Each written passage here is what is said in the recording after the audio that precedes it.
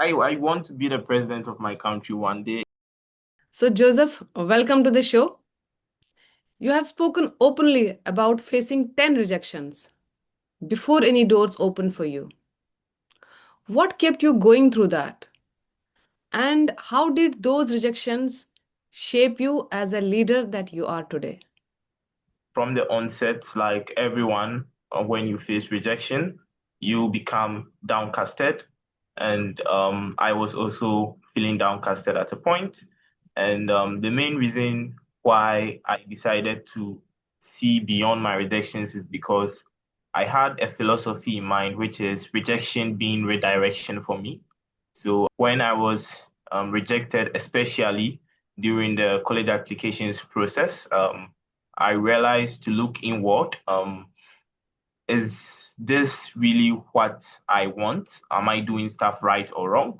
So I realized actually I was meant to, be a lawyer more than being a tech guy.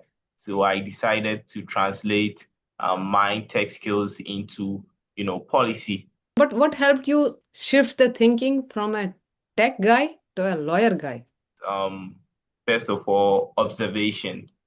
There is one thing that I feel many people suffer from. It is knowing yourself. It's not easy to know yourself. So my way of getting to know was I didn't spread myself too thin. I tried a lot of stuff, and then I realized this is what I liked. I like to debate more. I like to learn and read about the world history and present topics.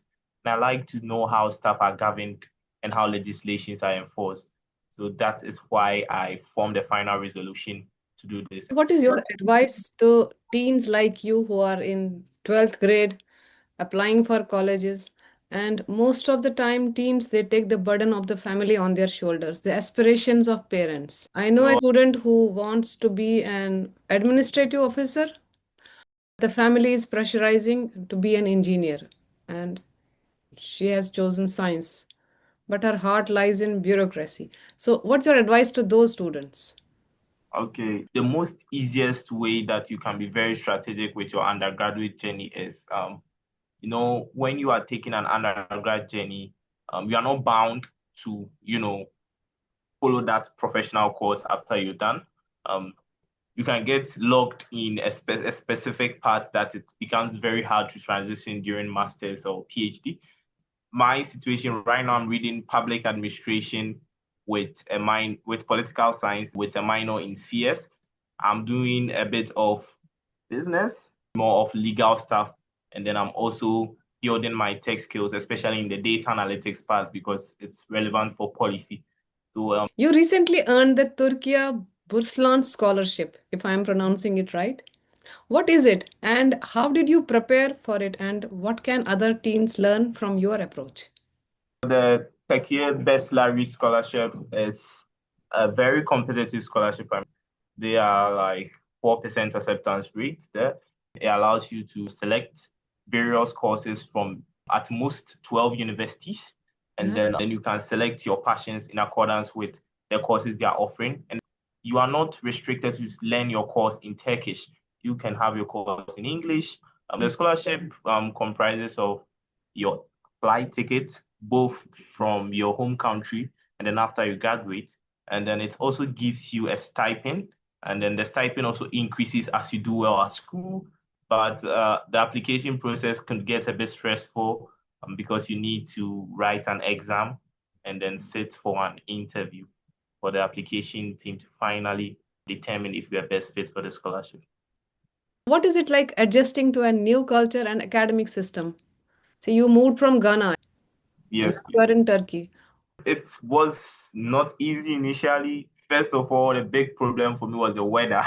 It's very hot in Ghana. Like we are in the room temperature, sometimes hot, sometimes cold, but not extremely cold like this here. So I was feeling cold when I came. Like when we were in the flight, I was like, come on, there's no cold. But when we got down, I felt very cold. I didn't expect that. So first of all was the weather for me. And then the next thing was the cultural shock, the delicacies that was served, the dishes. I feel you need to be curious and you need to be willing to embrace it because it's called bachelors for a reason. A bachelor, you are alone. So it's that period of time where you get to prove yourself. And then when you come here, try your best to find your community. Despite early failures, I have heard that you are working on project Code Ghana, the accelerators, and you have faced some setbacks there also. What is your core mission and why did these two projects, Encode Ghana and the accelerator, matter to you so much? The main issue I realized when I was growing up in Ghana, and then this issue is very common in Africa, is exposure. There is talent, but there is not equal opportunity to match it. So I realized we have smart students, but these students, some just go through high school, get good grades, and that's it. No extracurricular activities. It becomes hard for them to know what they truly like. Most of our students are pushed directly to become medical doctors, and few of them actually realize what they really want to do. Few of them are doing cool stuff, and then I realized young people outside there are also doing this cool stuff. So we can do it here. Yes. So my resolution started from the Olympiads. When I took the Olympiads, I had the opportunity to network with people. And then I realized they are very young people. They want everyone to try this Olympiads because it builds your, critical thinking and problem solving skills.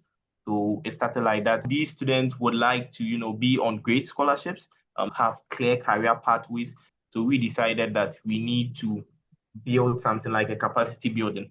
So the accelerators program is just a four-stage pipeline. This is what we do. We had 135 interests, and I was so proud of them. So that's all about the accelerators program. For Encode Justice, it's more of like a global charter of Encode AI, which is a US organization of young people like myself who promoting AI safety in the US. They've given us the opportunity to do same around sub-Saharan Africa. Africa should be concerned about privacy and ethics in our day-to-day activities because it's getting serious as we, use AI systems. So it's something that I'm interested in because it touches on capacity and how people can build decent careers in high impact fields.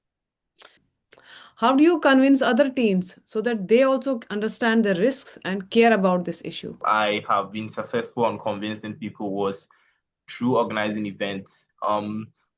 I know youths like, to show up at vibrant events where they can connect with like-minded people. And then also they like it when they hear from engaging speakers. Yes. So mostly it has been the speakers on board that has really make these youths aware. One of the speakers we hosted on AI and elections, and it was so fire, make the people so enthusiastic about how it will look like if artificial intelligence is allowed or not allowed in particular fields that gets to decide what we are. And then also mostly I feel students in Ghana are also very ready to assimilate. The talent is there, the likeness, everything is there, but the opportunity is not.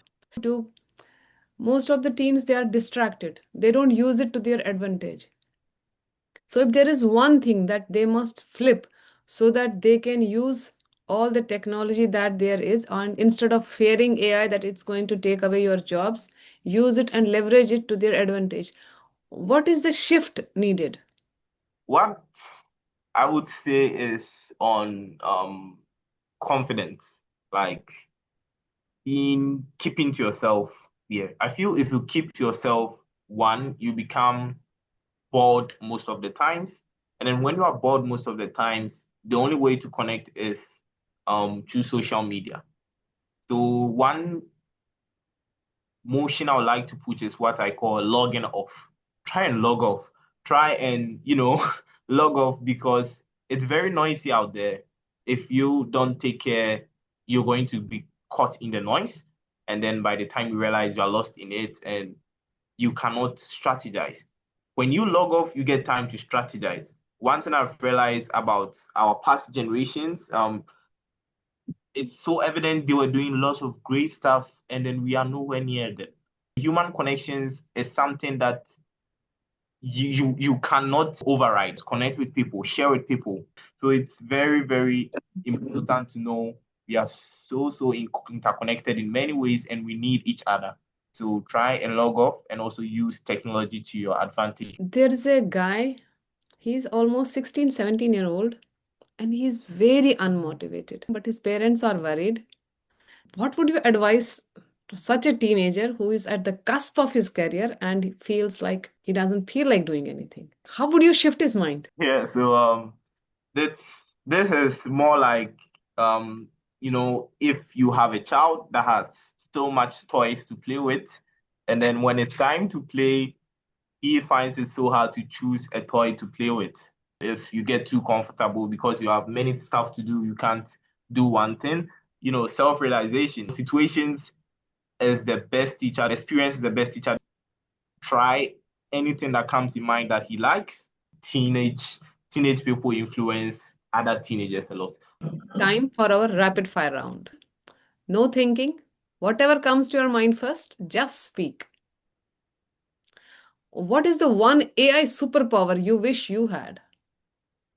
The ability to connect, If there is one thing that should be written on all the school walls. iterate. Beautiful. Any book or movie that has changed your mindset or your perception? Brief answers to the big questions by Stephen Hawking. Oh, I should read it. And now to the final question. If you had all the money in the world, what would you do? I feel I would donate to wealthy causes, especially those funding important improvements by youth in underdeveloped regions, especially in the global south and in Africa. For myself, I would study a lot. I want to be the president of my country one day. It's something I'm working towards. Maybe I would get Definitely. beyond that. Yeah, it's something I have in mind. I could get beyond it. Thank you so much. Thank you so Yeah. much. Bye. Bye-bye.